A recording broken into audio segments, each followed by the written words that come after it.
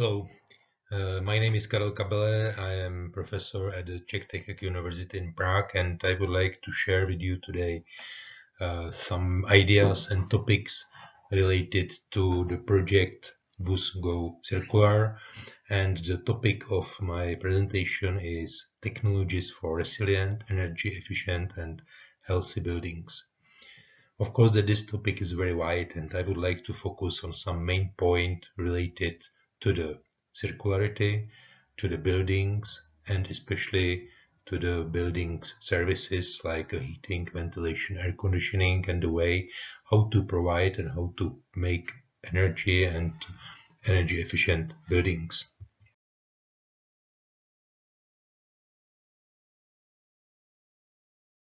In the framework of the development of the buildings, we are not in the year zero. We can see that the buildings are developed all the time and based on the different aspects and different criterions which are at a certain period life presented.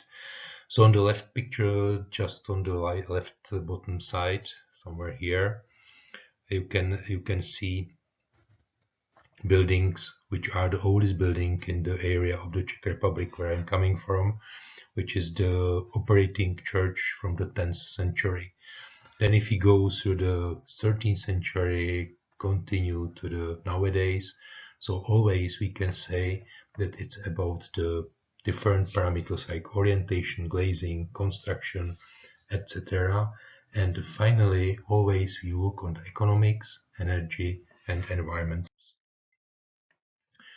At this moment, what we solve like a main problem in the buildings, and the circularity is one of the main issues related to that, is that we are always in the balance between environment and energy.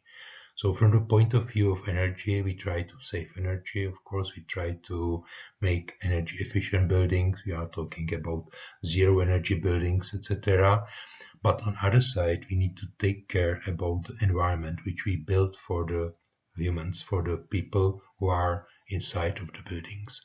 And depends on the time and the period and the prosperity of the society, we can see that sometimes we focus more on the environment issues, and sometimes, of course, we focus more on the energy issues. If we are speaking about energy, it's a point which we know very good. But if you are talking about indoor and about environment as itself, so we should consider that according to research results, we spend more than 80% of our life inside of the buildings or inside of the environmental which is created by us. So it's very, very important, and try to remember in your minds how often you read a newspaper or some news information about the quality of indoor environment, and how often you read about the quality of outdoor environment, like about the pollution, smoke situations, and such things. So the field of the indoor environmental quality is very, very depressed, and I think it's very important to study it. What can we imagine behind the word indoor environment of buildings? We know that indoor environment affects different aspects of our life. So first of all, it impacts health, it impacts user well-being, it impacts labor productivity, and of course it has relation to the energy consumption. As you can see here on the picture, what is here is the very simple diagram, which is result of many studies which has been done during many years. Always you can see that the sickness, that means the sick leave, is related to the ventilation intensity in the building. So if you increase the air change rate, so if you increase the ventilation rate, you decrease the sickness of the users of the buildings. Of course, that increasing of ventilation intensity means that we use more energy. So that's always that battle or that comparison and trying to find the optimal solution between the energy performance and indoor environment. In background of the indoor environment, nowadays we can consider different fields or different components which are classified as a thermal comfort, air quality, acoustics, light comfort, then all electrostatic, ionic, magnetic, ionizing or radiation fields. And of course, very important is a mental or psychological comfort, which gives you the feeling of the environment. The problem of indoor environmental quality is that to describe what is it comfort is very difficult, and it's not possible to make it like independent evaluation by some devices or by some measuring devices. But finally, it's known that the comfort of the environment is a state of mind. That means it depends on each person. So therefore, probably it's difficult, and therefore we are a little bit aware in the construction industry. We are a little bit aware and afraid of to express it somehow, because for one person it could be comfortable, for next person it doesn't no need to be comfortable. So this, of course, now let's look on the energy, because as I said at the beginning, we always try to find a balance between the energy performance and indoor environmental quality. So within the indoor environmental quality, we try to achieve situation that all users of the environment or inhabitants of the building will feel comfortable, or at least almost comfortable. While with the energy, it's different, because energy we do not see usually, we do not feel directly, we feel it indirectly via temperature, air quality, light quality, and other things. So how to, I think the first point which we should be sure, if we're talking about building energy, and at this moment I'm talking about energy which we use for operation of the building. So first of all, we need energy for indoor environmental issues. That means we need to keep temperature in winter and summer. It means heat or cool the building by energy. Then we need to achieve good indoor air quality. That means to filter air, to purify, and other things done with the air. And we need artificial lighting. Second big group of the energy demands in the buildings is our hygiene requirements, because we need hot water. We are the only one species in the world where we need hot water. We need to generate hot water to use for us. Then we need energy for distribution by itself, because we need to distribute energy by different forms, for instance within gas or with electricity, and we need some energy to transport it. Another point, our buildings are nowadays equipped with a lot of systems which are supplied by energy, typical electricity.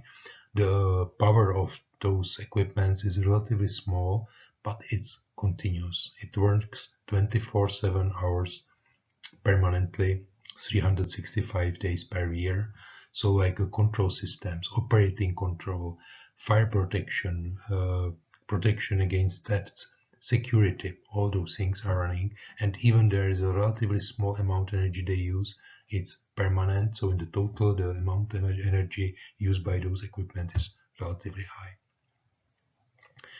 We as humans are lazy, I should say it, because we do not like to climb to walk on the stairs.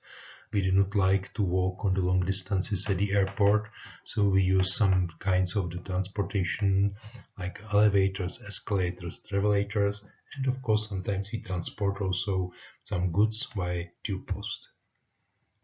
We need a lot of technology in our buildings. That means vacuum cleaners, kitchen, lounges, pools, and so and so. So in the total, all those things are devices which consume energy in the buildings.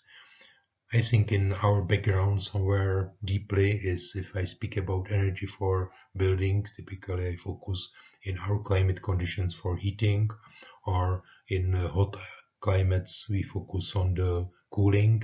But at this moment, as the buildings are under development, the amount of energy we need to create indoor environment is becoming to be not the marginal, not the main one. How to express it? Because of course we know we can measure the amount of energy which is used for the buildings, and we can calculate it, and we can measure it, and we can somehow evaluate it. But to have some possibility to assess it, to say this is good, this is bad, we need some scale, or we need some reference which we'll use. So at this moment, based on the EU regulations, we use term energy performance of buildings, which means the calculated amount of energy which is necessary to meet energy needs associated with the use of the building, in particular for heating, cooling, ventilation, air humidity adjustment, hot water preparation, and lighting. If you look at this picture and you remember the picture which I showed you before, something is missing. I think it's clear that here you miss the transportation. We don't see here the control systems, but of course all those things could be included into this performance of building. How to calculate it?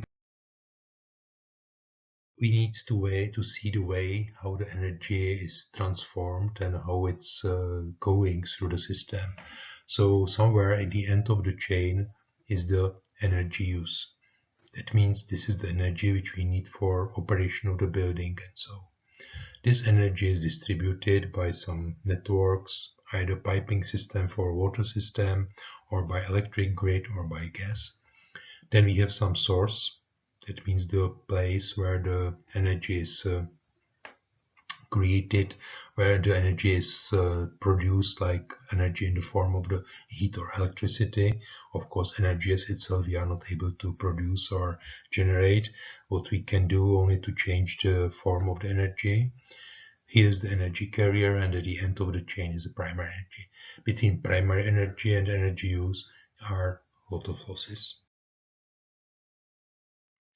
The basic calculation model which we use is such that we start with the desired indoor environmental condition. That means say, okay, in the building we would like to have temperature 20 degrees, we would like to have 30 cubic meters per hour for ventilation of the room, we would like to have 400 lux for the light, and we need some 20 liters or 40 liters of hot water.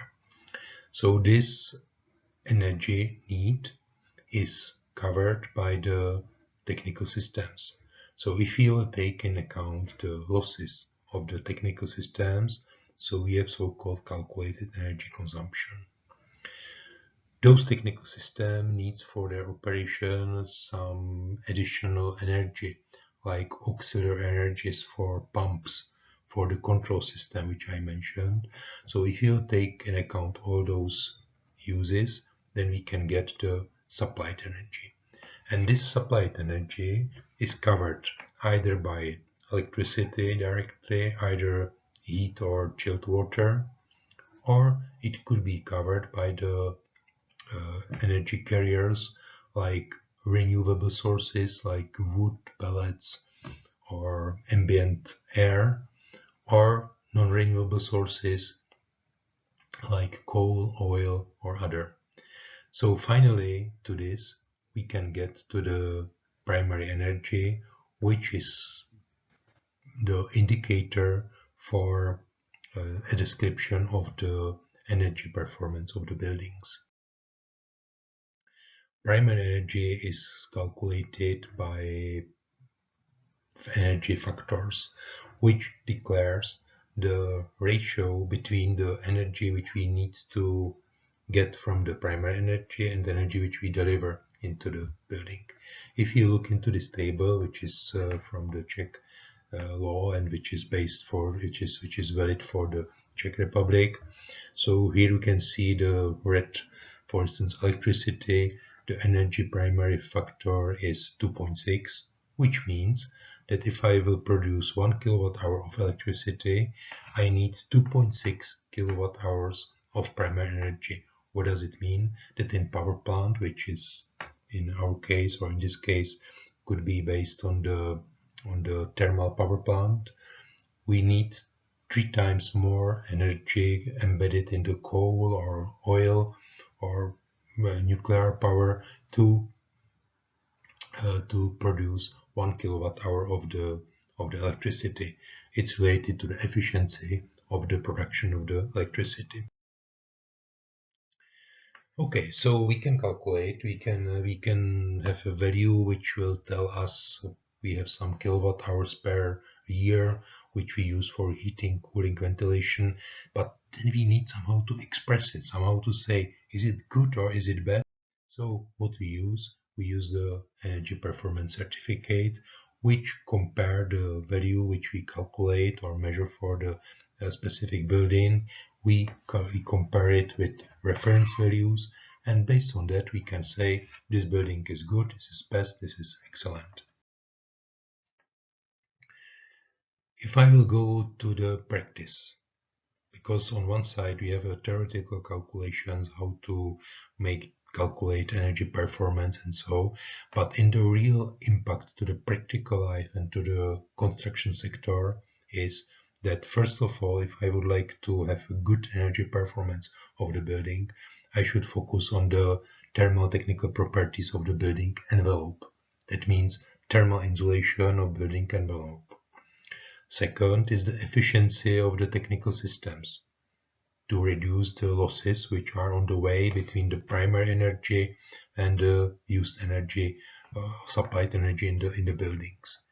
And last but not least is the issue related to the fuel or the primary energy carrier which we use for the generation of heat or electricity.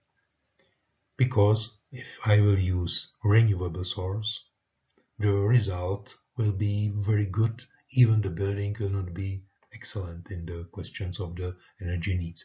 Because in the case I will use renewable source like wood or pellets, the conversion factor is almost 0, so I can improve the energy efficiency of the building from this point of view as much as.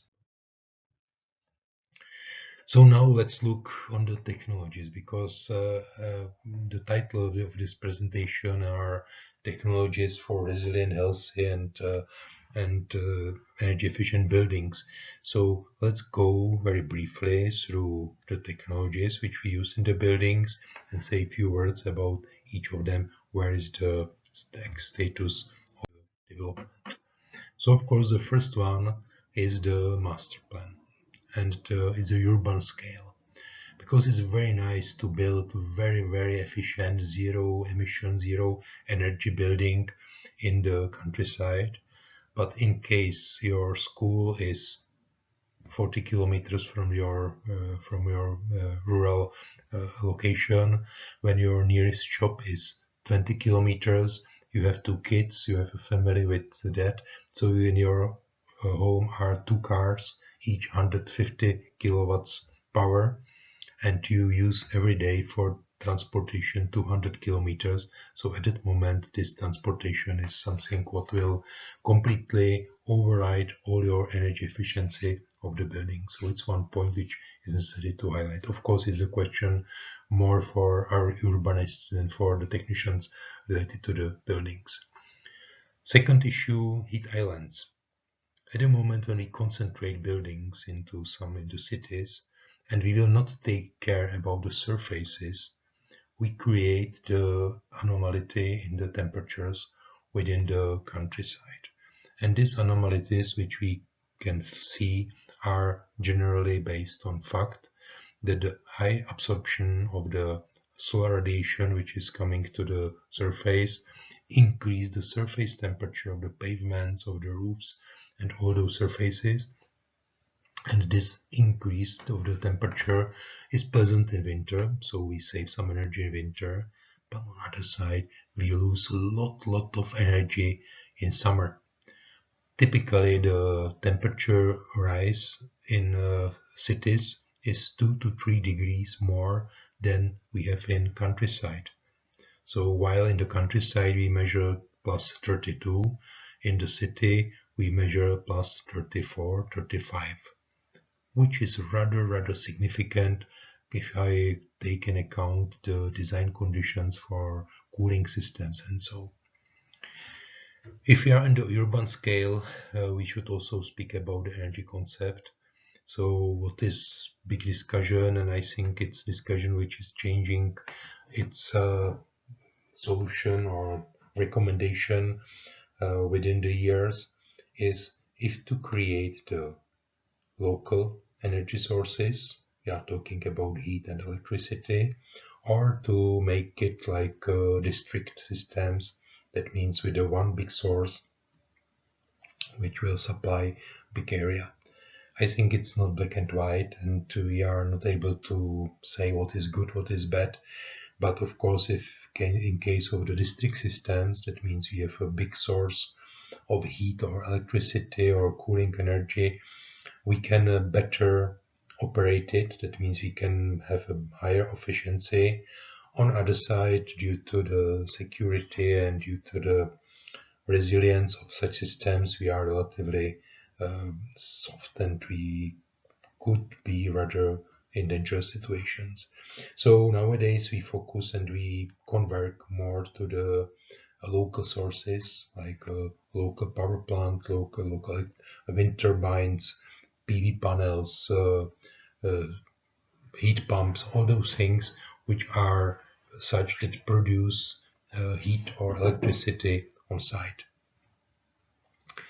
Already 12 years we are on the table smart grids, something what is very advanced, and in fact, and in very simple explanation, we have no space to discuss it more deep, but in a very short explanation, the traditional grid is one way. That means it delivers energy in form of the electricity or heat or cooling water only one way from the source to the building. At the moment when we have sources within the buildings, we should speak about the both ways or bidirectional communication using the grid. And at this moment, we should also embed some kind of the intelligence or smartness of the grid. That means to know where is demand, where we can use energy, electricity or heat produced in the place. So that's the speaking about energy use factors, and we are talking about the buildings. So facade, of course, is the main barrier between the indoor and outdoor environment. So here we can see the progress in the materials like the better thermal insulations, like advanced structures, PCA materials. My colleague spoke about green facades, where we integrate some kind of the living organism or living plants into the facade. We of course can create a facade with adaptive functions. That means we can change the properties of the facade during the year, both like in the shading, both in the thermal properties. But if I will summarize very briefly what happens here, that our buildings are nowadays very tight. They are in very good thermal insulation, so we can have and we can face also so-called thermos effect, that especially in summertime our buildings becoming to be overheated because you have internal sources. We have the buildings with very tight and very good thermal insulation on the facade, so any internal heat source generates heat which increases the temperature inside. So on this diagram you can see that the demand for heating, which is here, is at this moment lower than demand for cooling in the Central European climate zones. Speaking about heating, The very significant point and very clear point in development here is the way to renewable sources. Of course, it's nice, but on the other side, renewable sources are many times difficult to control. If I will use solar radiation, so we cannot predict 100% what will be with the clouds, how the sun will, what will be the intensity of solar radiation. If you speak about the wood, of course, the burning and combustion of the wood means that we need a good preparation of the wood. So at the beginning should be good quality, it should be dry, and even we are not able to 100% control the quality. So we have variable quality, and so we have the situation in this. That means the renewable sources like solar radiation, wood, even heat pumps typically means that we are able to generate heat, but we have a different time for use of heat. So at that moment, when I have a different timing of the production and different timing of use, I need to put something like buffer between the source and the demand side. So I need to have some heat storage. Big issue at this moment, because how to store heat in the sand or water or some underground storage, or to convert it into the electricity, many questions about it. Our sources are now high efficient. I think that at this point we reached already the technical maximum. Sources which we use, that means the boilers, combusting gas for instance, are now at the efficiency which is nearby to 100%, 99.5%. So there is a very small space to improve for improvement. We have efficient distribution networks, and of course the crucial for whole operation of the heating system is the control, where at the end of all this chain, that means starting somewhere from the primary energy which is coming from the sun or from the ambient environment, at the other side we have the heater radiator which is in my room. So we need to be able to control the radiator such that the power of radiator is exactly what is needed in the room, and this need should be projected into the source. And this is at this moment a problem, because the control systems are working with some tolerance, with some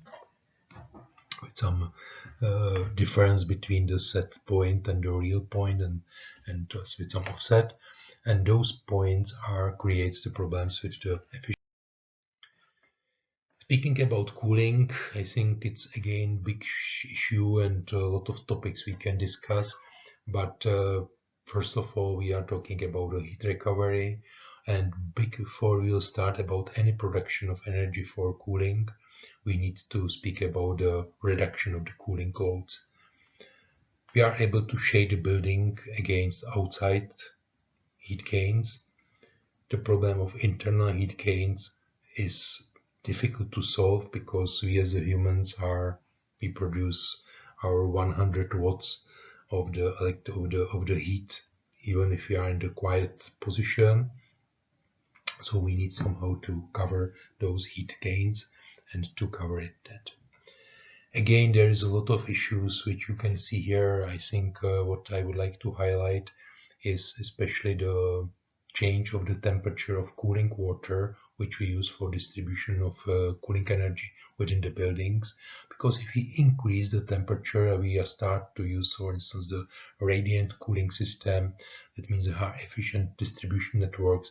We are able to achieve, and we are able to have a higher efficiency of all these systems. Ventilation and air in the buildings is the question which is the top of all questions, because on one side we need air to breathe, we need air to clean the air, to replace the pollutants which are in the air. Of course, many times we use also air like an energy carrier, and always is discussion which amount of air I need to supply into the building.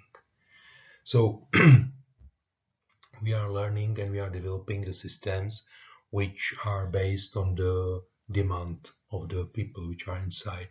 Because many traditional systems work such that if you have a classroom at a university for 100 students, so in that class the air amount and amount of air which is delivered into this room is 100 times 30 cubics, so it's 3000 cubic meters.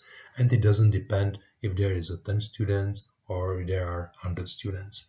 So the new sensors like CO2, VOC, complex IAQ sensors are able to identify the need of the room, the demand of the room, and based on that to control the supply.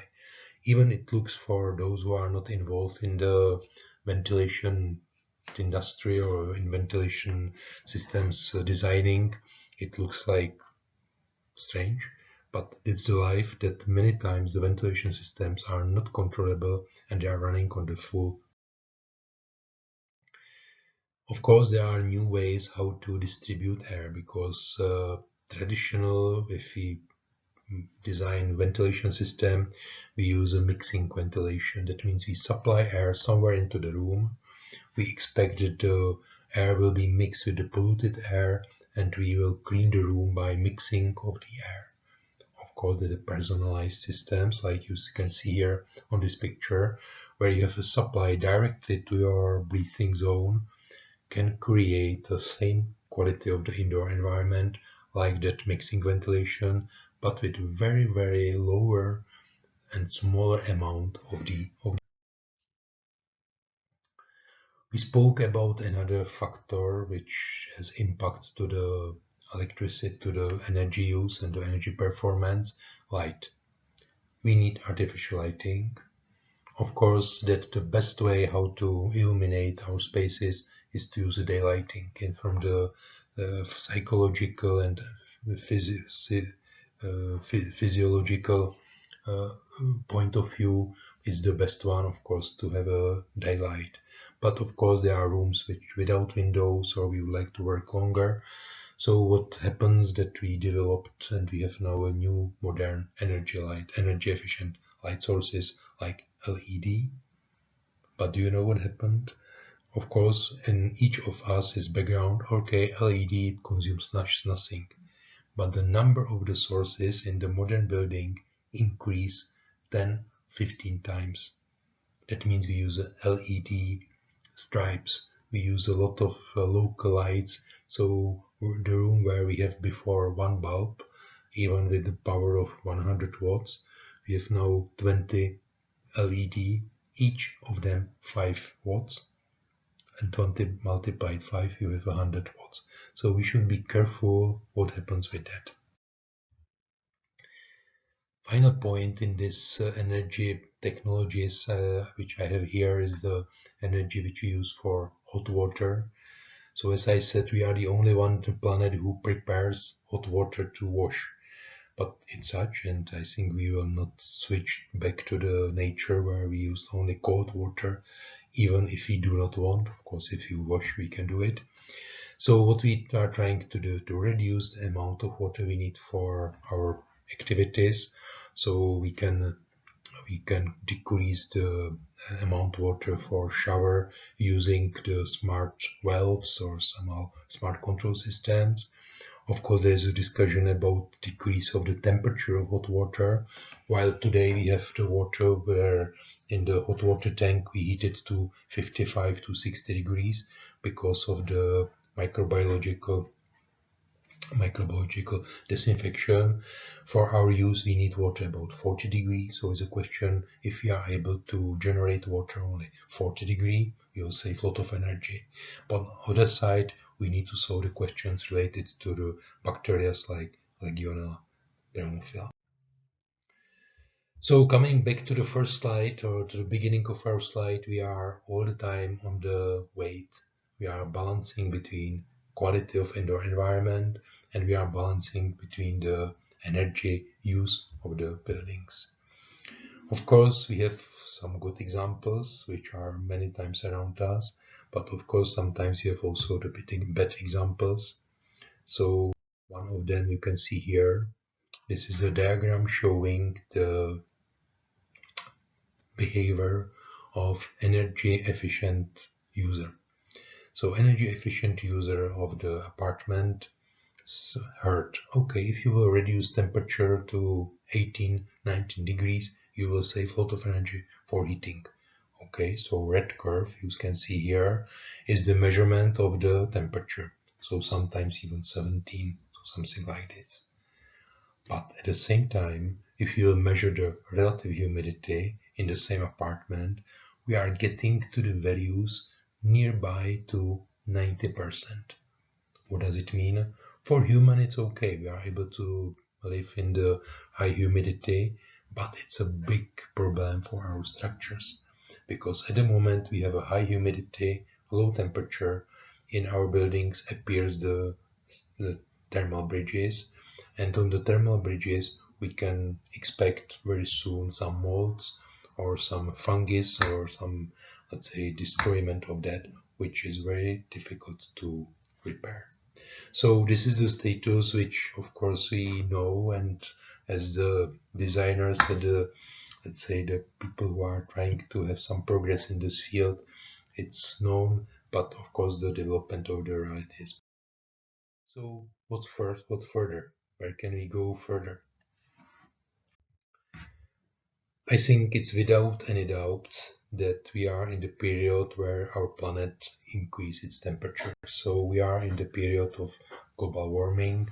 According to International Panel for Climate Changes, the change which we are heading is caused by us, by humans. And to do something with that, we accept some measures to reduce the increase of the planetary temperature. We met pandemic. I think we never expected that something like pandemic of COVID-19 could appear where whole world, you remember it's 1 year ago, of course it looks like far, far away for most of us, but still it completely changed the attitude to the systems and the buildings we have. Of course, we are heading also the problem related to the energy. If you look in this diagram, it's the price of the kilowatt hour of megawatt hour of energy, of electricity.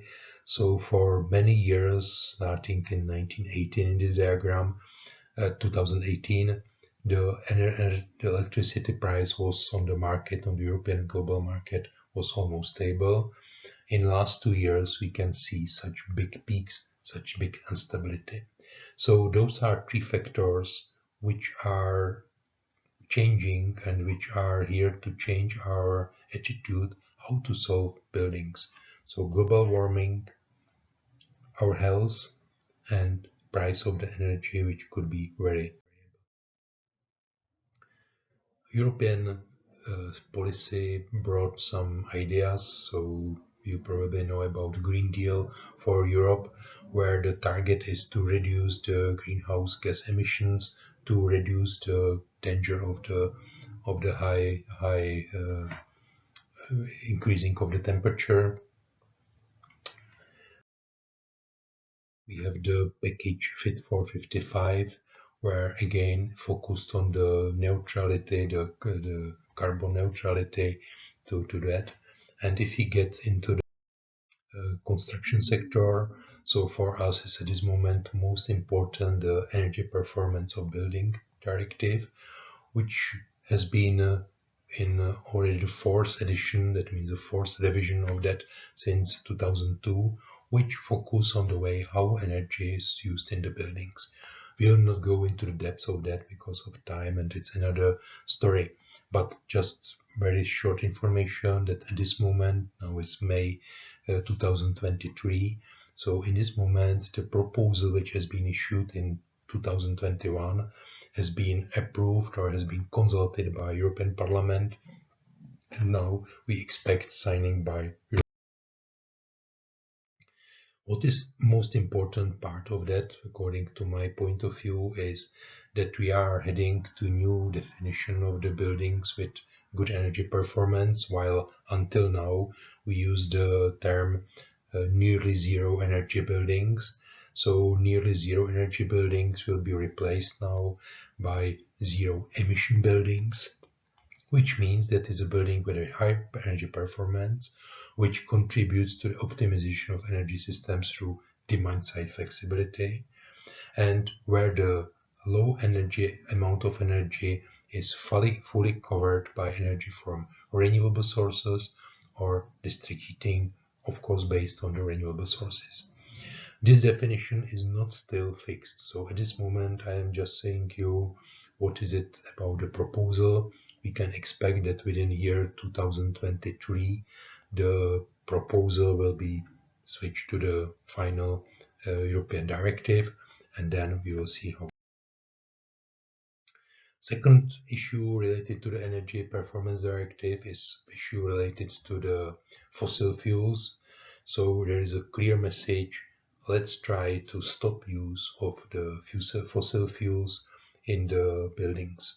It means the fossil fuel boilers should be not or should not be supported since 2027. Of course, the tool how to make all those things and how to bring it into the life are energy performance certificates. So energy performance certificate, which is prepared to be used in the next period, that means from the 2024 further, is energy performance certificate will contain also the information about indoor environmental quality, which is very good because until now we just focus on the energy. Of course, about the ability of the adapting of the systems to the needs of the humans and others. To conclude, please let me a little bit soft conclusion. What you see on this picture. So on the left side is a city. It is also a city. So this city is built by termites. This city has been built by humans. And now let's make a small comparison of those two cities. So if I will compare the size of the height of the builders of the termite city, where termite is a small beetle about 5 millimeters, and the tallest dormitory is about 5 meters, so we have a ratio 1000. Tallest building in the world at this moment, May 2023, is Burj Khalifa in Dubai, with a height about 828 meters, and nowadays the average height of the human is 1.8 meter, so we are able to build structure which is only 460 times higher than we are. So termites are winning at this moment as a constructing engineers. Here we are still comparable. The problem is that to create environment in the dormitory, termites need no energy. They don't need any power plant, they need no boiler plant, no heat production, no cooling energy. They have a natural system which provides a good comfort inside of the dormitory, while to run this building we need about 40 megawatts of the energy power. So this is the challenge, and let's hope that our future generations and the future of us, using the principles of the circularity, resilience, respecting the global warming, respecting the let's say dangers like the pandemics, and so we'll build buildings which will be nice, resilient, and good. Please, just one sentence. We build our houses to create conditions for life, not just to save energy. Thank you very much for attention, and I will be pleased if you will contact me in case you have any questions. Thank you very much.